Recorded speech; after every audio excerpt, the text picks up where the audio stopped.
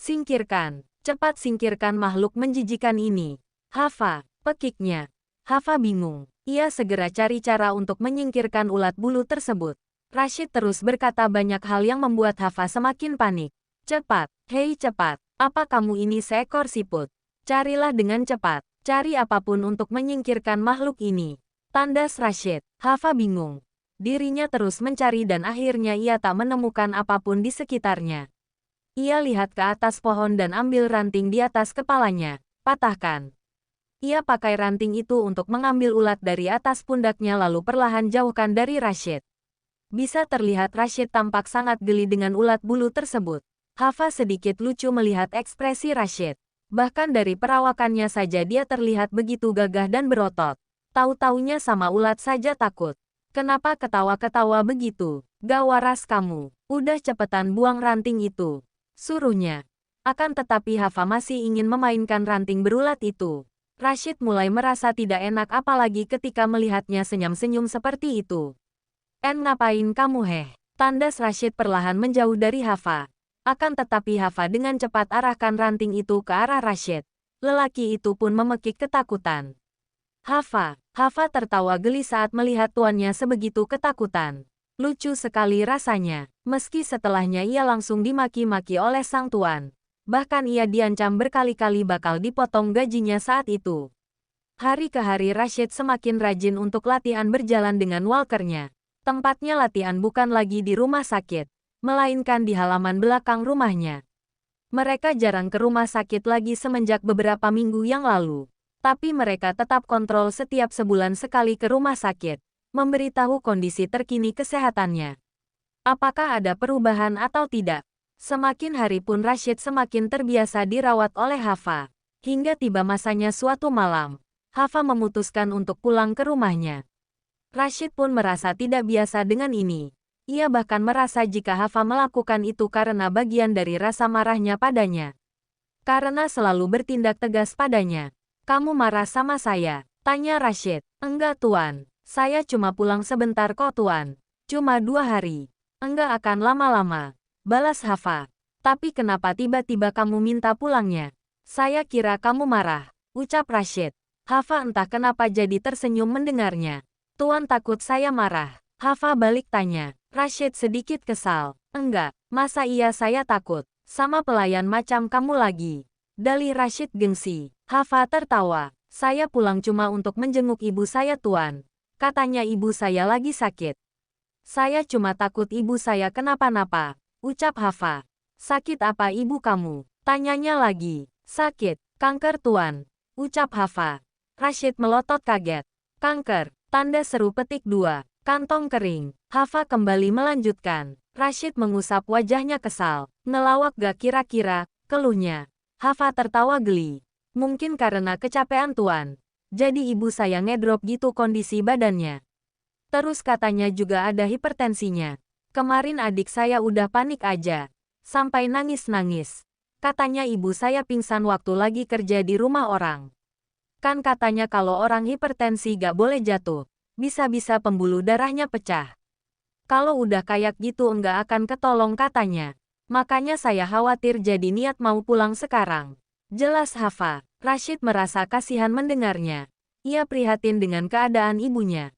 Kamu harus segera bawa ibumu ke rumah sakit, ucap Rashid. Iya tuan pasti. Balas Hafa. Kalau tidak, saya tambah masa cuti kamu jadi 2 minggu, ucap Rashid.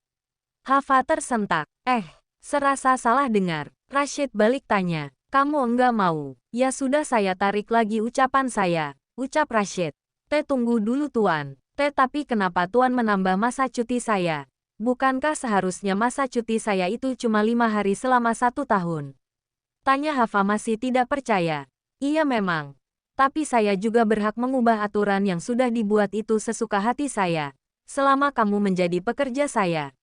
Ucap Rashid. Hafa masih terheran. Kamu enggak mau. Ya sudah saya tariklah. Hafa langsung menyetopnya. Iya tuan saya mau.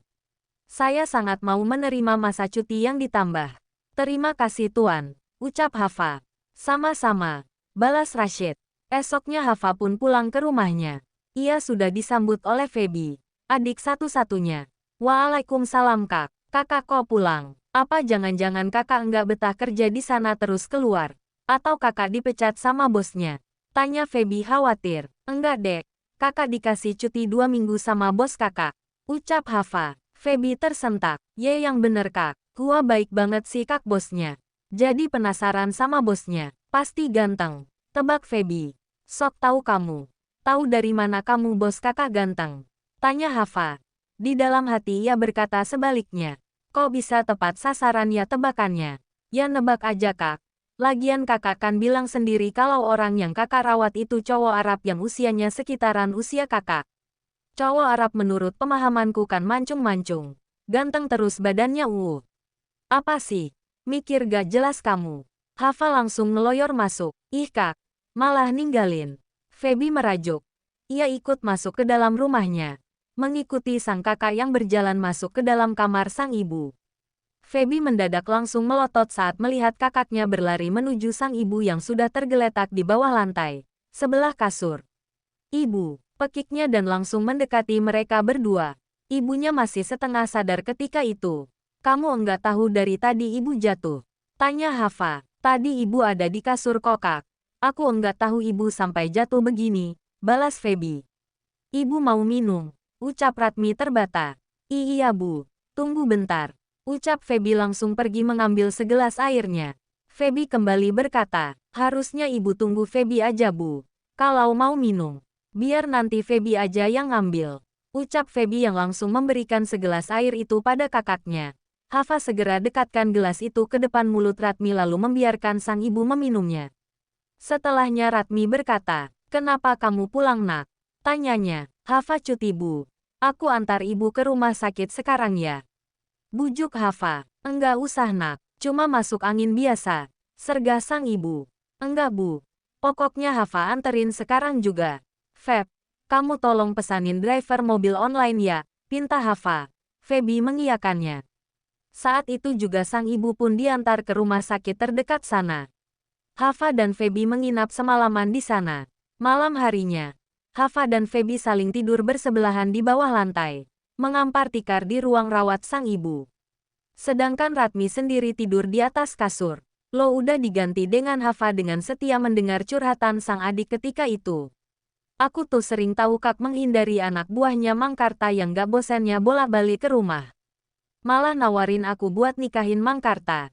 Ya aku kabur aja dari rumah. Heh, kamu kabur dari rumah? Ibu ditinggalin gitu aja di rumah? Tanya Hafa. Iya kak, tapi cuma sebentar kok. Cuma 5 harian.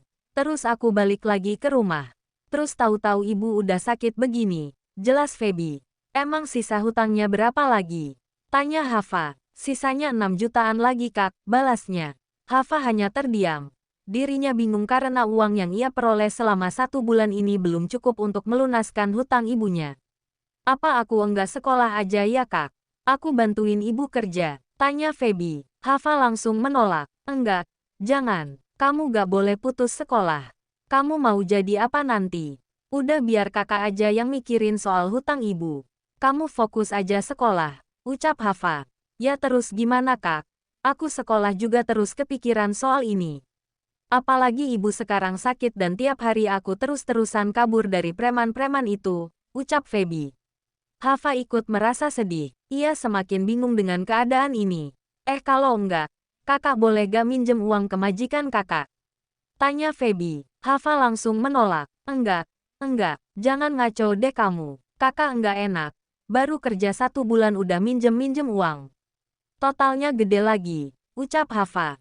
Iya sih, terus gimana dong? Aku masa harus tiap hari menghindar dari mereka? Hari-hari kemarin masih bisa menghindar. Terus kalau setelahnya aku ketangkep sama mereka gimana? Nanti aku disuruh kawin lagi sama Mang Karta. Ogah, aku mending kabur, keluh Feby. Hafa terdiam. Ia benar-benar bingung. Tapi intinya ia tidak mau meminjam-minjam uang pada keluarga Rashid. Mereka terlalu baik kepadanya. Oh iya kak, aku penasaran sama mukanya majikan kakak. Coba minjem HP-nya. Kakak pasti ada fotonya kan? Feby langsung mengambil ponsel milik sang kakak lalu periksa foto galerinya. Tapi sayangnya tidak ada. Lalu kemudian ia pun beralih melihat foto profil tiap kontaknya. Feby menemukannya. Nama kontak itu bernama Tuan Rashid dan foto profilnya merupakan fotonya yang sedang melihat ke arah kamera sembari terduduk. Dua kata yang lantas terlontar cepat dari mulut Feby. Ganteng banget. Ini beneran kak. Ini majikan kakak, yang selama ini kakak rawat sebulan ini. Tanda seru petik 2. Tanya Feby tidak percaya. Memandang kagum. Bolak-balik memperbesar fotonya. Sambil senyum-senyum sendiri. Berbeda dengan Hafa yang merasa sangat malu. Ia berkali-kali coba rebut ponselnya tapi sayang sang adik lebih gesit menghindarinya. Tar dulu kaki. Pokoknya aku mau minta nomor WA-nya. Kakak tega banget sih. Enggak bilang-bilang punya majikan seganteng ini. Atau kakak sengaja enggak bilang-bilang aku karena enggak mau majikannya direbut sama aku. Tanda seru petik 2. Tebak Feby. Jangan ngaco deh kamu. Mana ada pembantu sama majikan. Cuma ada di novel itu. Balas Hafa. Feby nyengir. Ih bisa aja kak kalau jodoh mah. Titik. Kakak percaya takdir kan. Kalau udah takdirnya kakak sama mamas ganteng pasti akhirnya sama dia kok. Jodoh enggak bakal ketukar. Ucap Feby dengan logat bicara ala-ala penceramah handal. Udah ah. Ngehalu mulu sih kamu. Kakak percaya yang realistis aja. Ucap Hafa. Ya udah kalau gitu aku ambil ya kak. Pinta Feby. Hafa menghela nafas. Ambil aja sesuka kamu. Bawa sekalian sama gerobaknya. Ucap Hafa tidak peduli. Feby merasa sangat senang ketika itu. Sambil terus mencatat nomornya. Menambahkan kontak. Sekalipun Feby berniat mendekatinya pun. Itu semua terasa percuma. Karena ada seorang gadis yang selama ini Rashid tunggu. Hingga bahkan sampai diabadikan ke dalam 2 lukisan di rumahnya.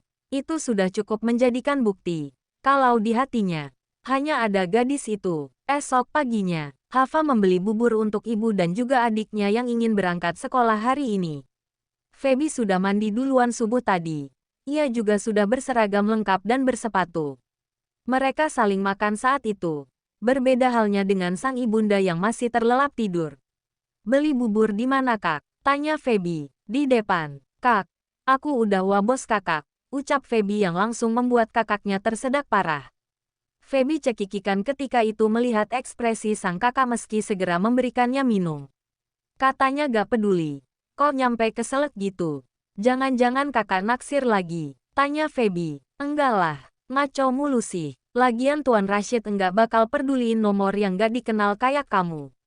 Enggak usah berharap lebih deh. Apalagi berharap chatnya dibales. Ucap Hafa. Ya kalau enggak bisa chat, di telepon bisa kan? Tanya Feby. Hafa terdiam. Ia kesal dan langsung rebut ponsel dari sang adik. Ih kak, Hafa segera menghapus nomor kontak Rashid saat itu juga lalu kembalikan lagi ponselnya.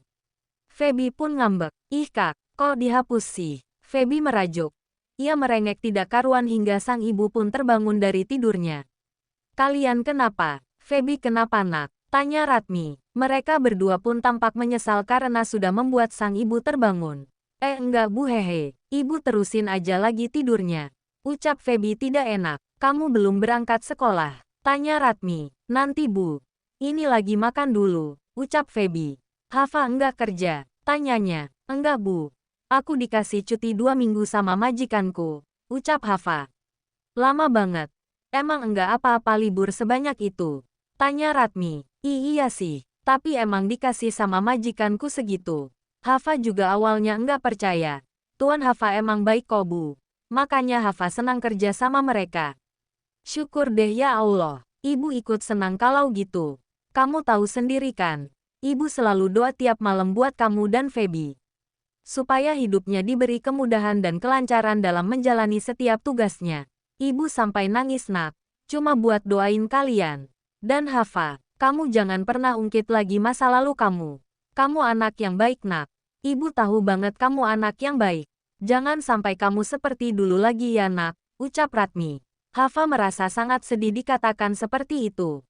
Tidak sadar air matanya sudah mengembang dan mulai menetes. Ia tersenyum lirih. Masa lalu yang selalu menghantuinya. Masa lalu yang selalu membuatnya terpuruk dan kemudian jatuh. Ia tidak akan pernah melupakan saat ketika dirinya menangis di atas darah yang mengalir di genggaman tangannya. Darah segar. Orang itu. Di kediaman Rashid. Ada hal yang seakan masih belum bisa dibiasakan oleh Rashid. ketika Hafa tidak ada di sisinya. Ia yang biasanya memerlukan sesuatu dan memanggil Hafa dengan membunyikan lonceng kini harus membiasakan diri untuk tidak lagi melakukan hal itu. Bahkan di hari-hari awal Hafa cuti pun, Rashid sering membunyikan lonceng saat dirinya merasa lapar, merasa haus, ingin diambilkan baju atau berkeliling rumah. Hingga bahkan Rashid seringkali lupa membunyikan lonceng berkali-kali padahal Hafa tidak ada. Pada akhirnya pun dirinya jadi ditertawakan oleh sang kakak. Benar-benar memalukan, gengsi, sepi rasanya. Biasanya ada 3 orang di rumahnya, tapi ini malah berduaan lagi. Meski pada nyatanya keesokan harinya Zahra menepati amanat ayahnya yang menginginkan dirinya merekrut seorang art. Memisah tugas antara perawat Rashid dan kegiatan rumah tangga lainnya. Rashid sebenarnya tidak percaya awal ketika ayahnya mengatakan hal seperti itu.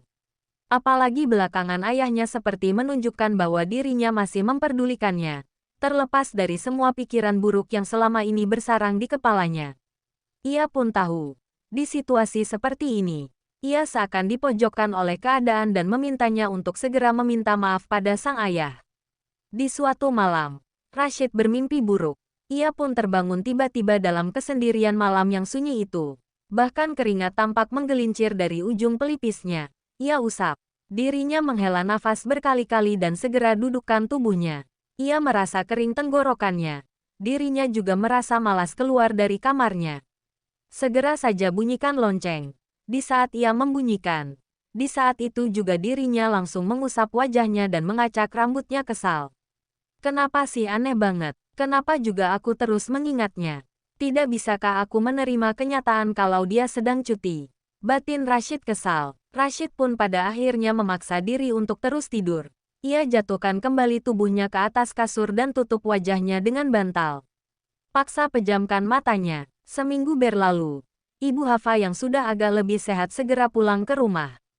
Ditemani oleh kedua anaknya. Syukur deh udah nyampe. Kangen kasur. Ucap Feby yang langsung ke kamarnya dan menjatuhkan dirinya ke atas kasur. Rebahan. Berbeda dengan Hafa dan Ratmi yang saling duduk di kursi sofa. Ratmi tiba-tiba berkata, kamu bisa kembali lagi bekerja setelah ini. Ibu enggak apa-apa ditinggal sendirian. Ada Feby. Ucap Ratmi.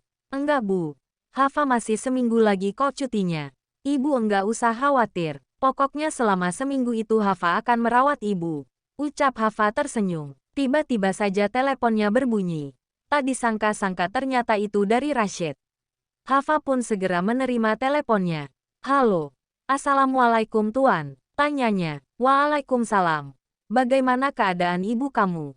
Tanyanya dari seberang. Baik tuan. Hari ini ibu saya sudah dibolehkan pulang. Kita ada di rumah sekarang. Balas Hafa. Oh, syukurlah. Jaga baik-baik ya ibumu. Kak Zahra titip salam buat yang di sana dan mendoakan juga untuk kesembuhan ibu kamu. Iya tuan. Makasih banyak hehe. Jadi, kamu mulai betah dong liburan lama. Kegiatan apa lagi yang mau kamu lakukan di sana? Tanya Rashid. Apa ya hehe. Palingan bantu ibu berbenah. Nyuci. Beli sayur atau masak. Tuan baik-baik aja kan selama saya enggak ada di sana? Tanya Hafa pelan-pelan. Entah kenapa Rashid langsung membalasnya percaya diri. Baik, saya sangat terbiasa tanpa adanya kamu. Kenapa memang? Kamu merasa rindu dengan saya Tanya Rashid. Hafa mengernyit heran. Kenapa Rashid mendadak jadi terlalu pede begini? Enggak tuan. Balas Hafa. Malu kamu. Kenapa enggak jujur sekalian? Tanya Rashid. Hafa makin terheran. Saya beneran tuan. Saya enggak malu hehe. Balas Hafa. Ya udah. Kamu mulai bisa kerja lagi kapan? Seminggu lagi kan? Tanya Rashid. Iya tuan. Ya sudah. Terus sekarang kamu pasti mau enak-enakan kan di sana? Nyantai-nyantai. Leha-leha. Saya membantu ibu saya tuan. Mengerjakan pekerjaan rumah. Ucap Hafa. Ya masa mengerjakan pekerjaan rumah terus? Kamu pasti istirahat dan tiduran terus kan di rumah. Petik 2. Enggak tahu tuan. Memangnya saya harus seperti apa? Apa tuan mau saya balik lagi kerja secepatnya? Tanya Hafa. Ya enggak juga. Saya cuma penasaran saja. Ya sudah. Kamu boleh lanjutkan lagi pekerjaan rumah di sana. Dah. Ucap Rashid yang langsung menutup teleponnya. Hafa sungguh bingung. Apakah ini adalah kode dari sang tuan yang menginginkan dirinya cepat-cepat kembali bekerja? Dari siapa? Tanya Ratmi. Majikanku Bu. Jawab Hafa. Baru mematikan ponselnya Hafa sudah ditelepon lagi oleh Rashid. Kak kenapa ya tuan? Tanyanya. Baju saya yang warna hitam mana? Baju apa tuan? Kaos atau kemeja? Kamu pikir saya mau kemana pakai kemeja? Kaos. Balas Rashid. Oh, baju hitam. Itu ada di dalam lemari. Di baris ketiga sebelah kanan tuan. Kalau gak salah, ucap Hafa. Rashid pun segera mematikan ponselnya. Hafa sedikit heran dengannya. Ia pun kembali berkata pada ibunya yang masih ada di sebelahnya. Kamu kayaknya udah dekat ya sama majikanmu itu. Dia orang yang baik. Tanya Ratmi. Iya Bu. Keluarga mereka baik banget sama aku. Alhamdulillah. Ucap Hafa. Alhamdulillah. Ibu ikut senang kalau gitu. Mudah-mudahan kamu bisa betah dan kerja di sana lama nak. Nyari kerja sekarang susah. Ucap Ratmi. Iya Bu. Amin. Ucap Hafa. Tiba-tiba ponselnya kembali berbunyi. Ternyata dari Rashid lagi. Hafa pun segera menerima teleponnya. Iya tuan.